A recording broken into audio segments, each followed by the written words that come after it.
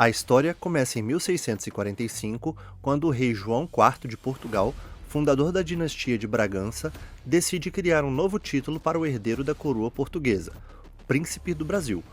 A decisão tinha um objetivo claro: fortalecer simbolicamente o poder restaurado da monarquia portuguesa após 60 anos de domínio espanhol. Associar o herdeiro ao Brasil, a colônia mais rica do Império, era uma forma de declarar ao mundo que Portugal possuía uma joia econômica capaz de sustentar sua autonomia.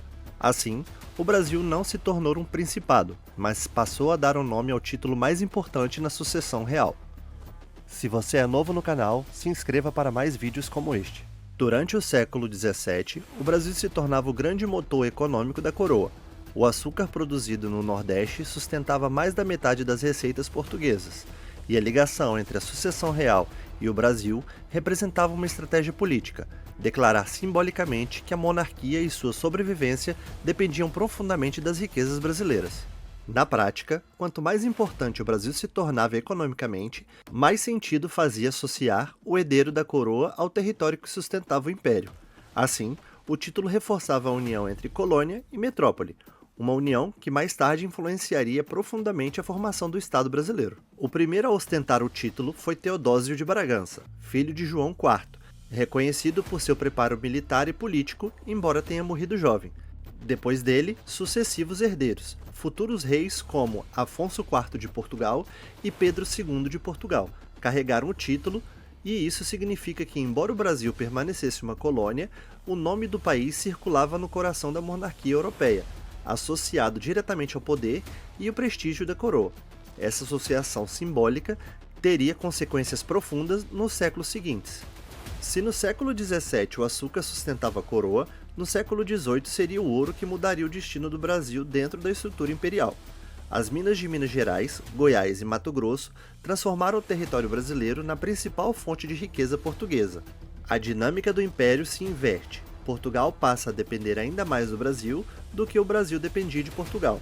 Esse desequilíbrio reforçou o prestígio do título de Príncipe do Brasil e tornou o território mais valorizado e militarmente protegido.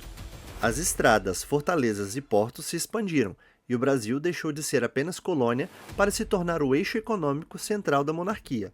No início do século XIX, a Europa entrava em colapso com as guerras napoleônicas. A invasão de Portugal pelos exércitos franceses obrigou a família real a fugir para o Brasil em 1808. A chegada da corte ao Rio de Janeiro alterou completamente o status da colônia. O Brasil passou a sediar a própria monarquia, com palácios, ministérios, tesouro e aparato administrativo completo.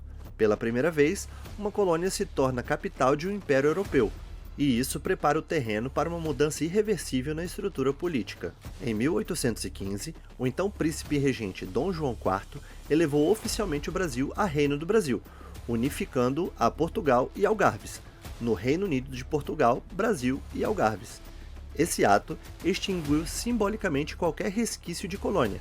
A criação do reino foi motivada por dois fatores decisivos: a necessidade de manter o Brasil politicamente estável e evitar que o Congresso de Viena tratasse o território brasileiro como mera possessão, e a pressão econômica e social da elite brasileira, que já não aceitava o retorno ao status de colônia depois de sediar a corte por anos. Com a criação do Reino Unido em 1815, o título de Príncipe do Brasil perdeu sentido. Ele foi substituído por Príncipe Real, equivalente ao herdeiro do novo Estado unificado. Assim, o antigo título, criado em 1645 para fortalecer simbolicamente o Império Português, foi extinto.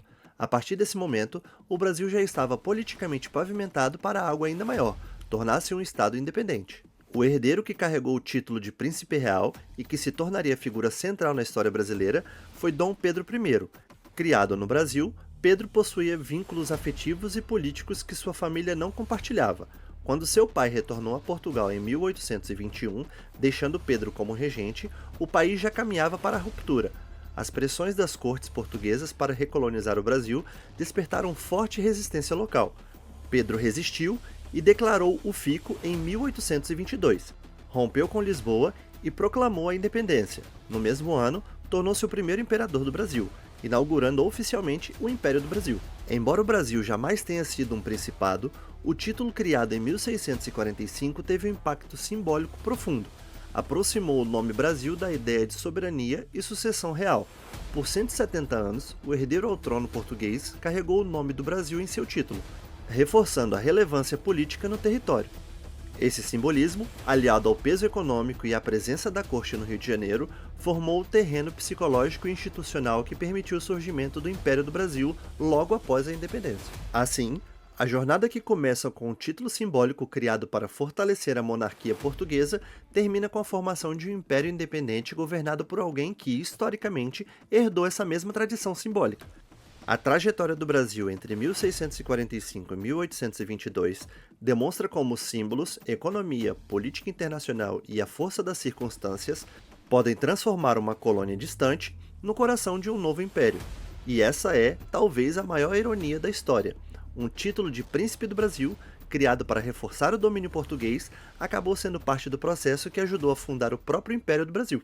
Este conteúdo é meramente informativo e pode conter erros em seu roteiro. Para mais vídeos de qualidade como este, siga o nosso canal e ative o sininho.